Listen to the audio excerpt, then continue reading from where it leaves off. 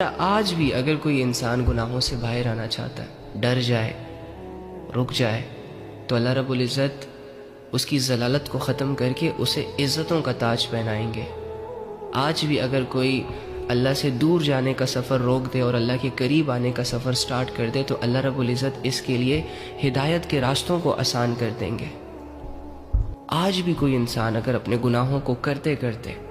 تھوڑا سا اللہ سے ڈر گیا، اپنی آخرت کو سوچ کے تھوڑا سا اپنا مائنڈ سیٹ چینج کر لے، تو اللہ آج بھی اس انسان کو اپنانے کے لیے تیار ہے۔ اللہ فرماتے ہیں کہ انما المؤمنون الذین اذا ذکر اللہ وجلت قلوبہم واذا تلیت علیہم آیاتہ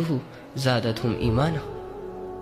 پڑھیں تو صحیح اللہ کی باتوں کو، پتہ چلے گا آپ کو کہ آپ کا رب آپ سے کیا کہہ رہا ہے، کہ مومن تو وہ لوگ ہوتے ہیں کہ جب ان کے سامنے اللہ کی بات کی جاتی ہے تو ان کے دل ڈر جاتے ہیں، لرز جاتے ہیں، اور جب قرآن کے ذریعے سے